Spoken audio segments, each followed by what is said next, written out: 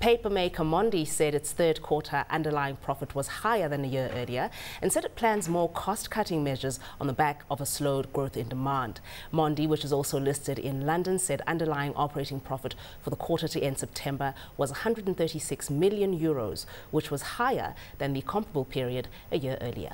Mondi, the LTD market cap 7.3 billion, price earnings 10.5, dividend yield 3.7. Paolo, let's start with you. Paper's not a fun place to be. No one ever going to say otherwise to that. But I get the sense that Mondi are kind of all right. Not exciting, not terrible. Yeah, so it's maybe a very difficult sector to be in. Bearing in mind that it's over the last couple of years, you've seen a lot of trouble, poor results coming out of this sector. But certainly, as far as the paper players go, Mondi is relatively well positioned as a low-cost producer, and we would regard quite a strong management team there as well.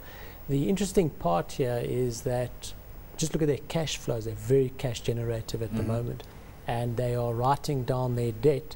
If you look this time about a year ago, their debt was about 1.2 billion euros. Now they've brought it down to about 1 billion euros. So they are addressing their balance sheet, and bear in mind it does have investment grade rating, so quite a strong balance sheet with good cash flows in an otherwise difficult industry. And bear in mind a lot of their sales are in Western Europe, which we don't have to say too much about, but is experiencing difficult times at the moment. So that's a bit of a headwind going forward, but certainly positioning themselves quite well. Ron, Paolo mentioning the investment grade rating from Moody's that they just recently received, but 2 weeks ago, around the 20th of October, Credit Suisse downgraded them from neutral to underperforming. We saw them losing 5% of their value, especially again on the back of that global sell-off. So my question is, what's with the fuss with these ratings, and what will they do for the underlying issues? Because they're faced with weaker demand, they're faced with issues like destocking, lower sales prices. A rating, is it really that material in the bigger scheme of things? I think the rating on Mondi's is, as Paolo was saying, very, very strong cash generation, very strong balance sheet. They've sold underperforming assets over the last 3 years. They operate in a low cost in Russia, in Central Europe, Eastern Europe, and in South Africa, as a for instance. It's a great company. It's very, very well managed. It's not the area which I would like to be, although I certainly prefer it rather than SAPI, which is totally dependent on that coated market advertising and the like. But you can see that slowdown in this quarter versus the previous quarter in terms of lower consumption, lower spending in Europe. Ron, is it fair to say that part of what makes Mondi more attractive is that they're in the uncoated, i.e. non-glossy space? They're doing packaging that's got a bit of impact. They do newsprint, and I see that got more validity perhaps than the glossy magazines. I think it has, very, very much so. And remember, I think in South Africa they also make rayon as a byproduct of pulp and paper. And rayon is used also as a substitute for cotton, I think, in clothing. Because the cotton price has risen so high, we are seeing part substitution of rayon. So, it's got the diversification and far, far preferable to SAPI in terms of its business model.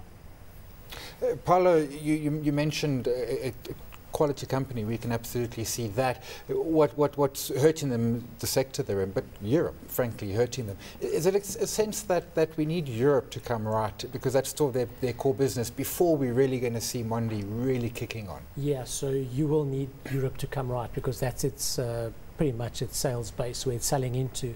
Their manufacturing, of course, Eastern Europe and so forth. So that's provides it with its low cost. So at the moment, all they really can do, use cash flow, address balance sheet, make it stronger. Europe stabilizes. They've also gone through their expenditure on their plants and their maintenance and so forth. So they're in quite a good position there. Any stability in Europe, or even a weakening in the euro, might allow them to export, gain something there. But the problem is, good company, great drive on the balance sheet, just the market that's not in play at the moment. But that will change, and then these are the times to look at companies like this, of course. Those dynamics change. It looks hard at the moment that Europe will change, but say it does, then this company all of a sudden has a very different picture to it. Yeah, and it's management managing what they can manage, not what they can't, which is Europe. They can't do anything about that. Yeah, that's the perfect example of this case. Yeah. Ron, let's talk about the group's debt levels now, and particularly just around the unbundling of Impact. We saw net assets falling by 400 million euros as a result of that unbundling. So the question was then, they did that because they had to get rid of 2 billion rands of debt, which was converted to equity. But what was the broader impact on Mondi? Sorry, the broader impact, I think, is focus. Companies get ratings because of focus. That was really small in the overall context. It was away from their mainstream business. I think they did the right thing, and simultaneously they did reduce their debt, which has been hanging over them for a number of years now. I think gradually, as things improve, as and when Europe improves, so they will get brownie points in terms of re-rating. But certainly at this point, I think they're greater companies to invest in. Facetiously off air, Simon and I were saying, you know, the paper sector is a twilight industry. SAPI's down 30% this year. Why are we even talking about Mondi today? You feel the same way? Well, SAPI's a different animal. I mean, it's been burning cash for years and years and years. They've had rights issues, they've had funding, they've had refunding, refinancing. At least this company is turning the corner in terms of financial strength relative to SAPI, which has been just cash burning for, I don't know, for as long as I can remember, but forever. You talk about SAPI being cash burning. What does your thermometer say about Mondi? Hot stock or not for you, Ron? Warm. Warm. Lukewarm. Lukewarm. Lukewarm for Ron. Paolo, hot stock or not? I'm going to go with the lukewarm as well. But if you've got time, I think this company is one that one definitely can look at. It just needs a few dynamics to work in its favour, and it will turn hot. So I'm saying from warm it's going hot, not cold. Lukewarm and patience is a virtue for Paolo. Simon Brown, hot or not? Mondi. A paper company. You know, if you had to buy a paper company, it is Mondi. You know, the management, you can see quality management. Unfortunately, the big thing here is Europe, and I mean, Europe is, I don't think, going to get well in a hurry. I'm not sure how they're going to grow then. So I would say right now for Mondi, I think you need far too much patience, and I'm going to say not hot. Not hot for Simon Brown. Well, let's get out of the woods and into the city now with Redefine Properties. They reported that earnings available for distribution for the year ended 31 August was £20.3 million from £7.5 million in 2010. The group announced a second interim dividend of 2.10 pence per share, giving a total dividend of 4.13 pence per share compared to 3.21 pence in 2010. Market cap on Redefine 2.3 billion. Dividend yield, property stock, of course, quite high at 9%. Ron, let's start with you. We were talking Cap Shop yesterday, and they've got quality assets in the UK, 97% occupancy when the average is around 84. These guys coming in at 97 as well. There's some issues here we'll touch on in a moment, but the occupancy levels are frankly strong, and leases are on average 9 years. No, yes, the leases are very, very strong. In the UK, you've got quite a big government content, leasing to government, I think away from central London, out in the rural areas and the smaller cities. That profile, I think, also applies in Aussie. In Sydney, you've got Qantas, and you've got a number of Aussie governments with semi-government departments and the like. What I don't like about this in the short term is the frenetic degree of acquisitions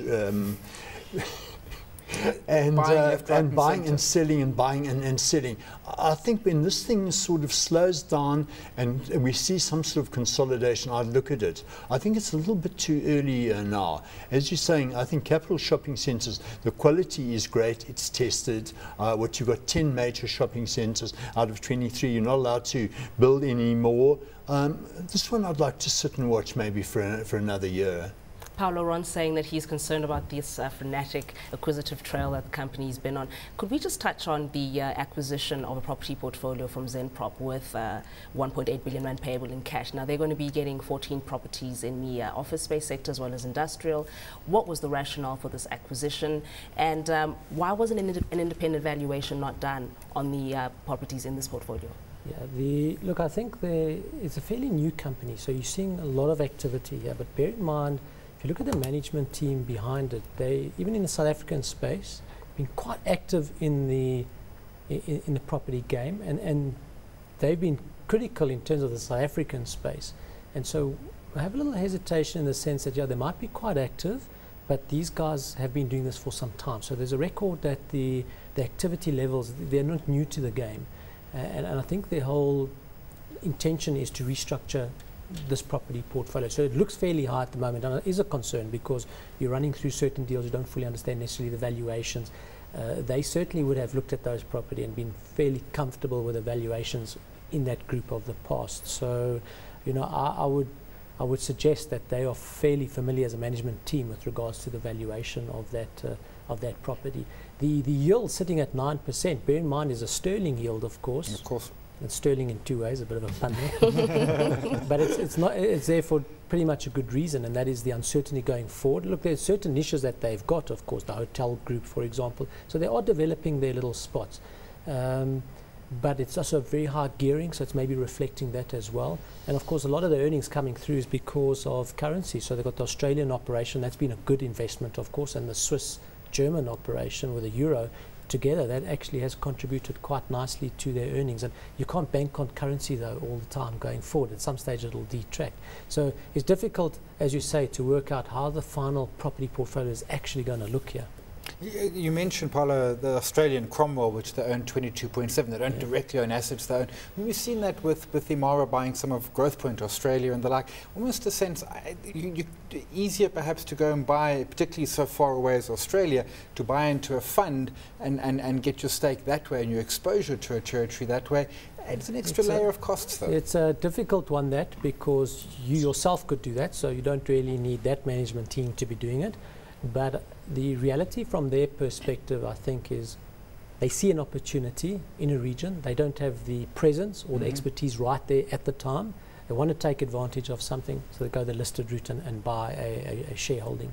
No doubt, longer term, they would probably look to exit or take control, of course. But I can't see it as I can't see it as an endless story that is their strategy. Ron, could you give us your view on the fact that because they applied the principles of reverse takeover accounting between that transaction with Witchprop, we're not really able to make a meaningful comparison of these results, and it's the first time that the enlarged entity is reporting 31 August. So how do you feel about that, and the fact that it's not really a fair reflection of the underlying earnings attributable to this is the uncertainty in the yield you spoke about it at 9%.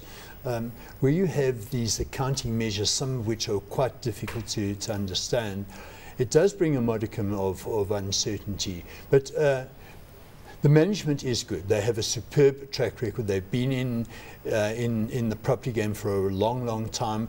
The Holiday Inn Express in London, where the demand for hotels is almost insatiable. 82% price is good. That's a very nice niche in the market there. And the geographical spread in the Netherlands and Switzerland, Germany is also very nice underpinned. This is why I said I'd like to give this a year to see what comes out of all of these major acquisitions and all of this activity, and then have a look at the share.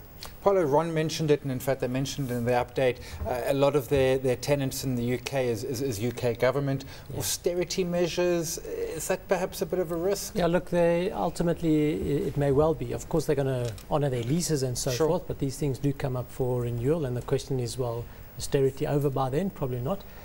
So it may well affect them to some degree. I think the reality is any lease coming up for renewal is difficult at the moment, you know, be it in South Africa or be it in the UK. That's where their difficulty lies. But if you look at their portfolio, it's very well tenanted across the board, actually. The real, I think, concern with this company, and they will go through capital raising next year, is they have a high level of gearing. Yeah, 75% is a lot, even for a property stock. Yeah, so they're going to have to raise, they say, about 100 million sterling next year, and that'll reduce gearing, but on the one hand they say, but we're also going to make acquisitions. So I question that gearing might stay high for some time. There's not much, if something goes wrong, there's not much space for mistake. And if they are able to manage their debt levels, would you then say they're a hot stock or not, Paolo?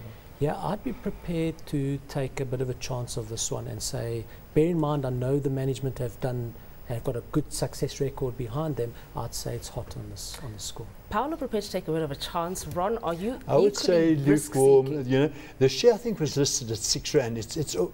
The share price hasn't moved since then. Yeah. If you have a look what's happened to the property sector, sort of 20% returns more or less over that type of period. So this one has underperformed. I would say lukewarm for the time being. Lukewarm for Ron. Simon Brown, we spoke about capital shopping centres yesterday, and it was unanimous that was a hot stock. Are you going to go with hot for Redefine? Yeah, and the problem with Cap Shop was it was in the UK. Yes, and Redefine isn't in the UK, so I'm guessing that that's something that will, be in its favour. It's got some UK stuff there too. There's too much that I look at and I worry about. Occupancy is great and stuff. The leverage bothers me. They're going to have to do some capital raising. As Paolo said, they also want to do some acquisition, so it doesn't quite up. I'm going to say Redefine for me, not hot.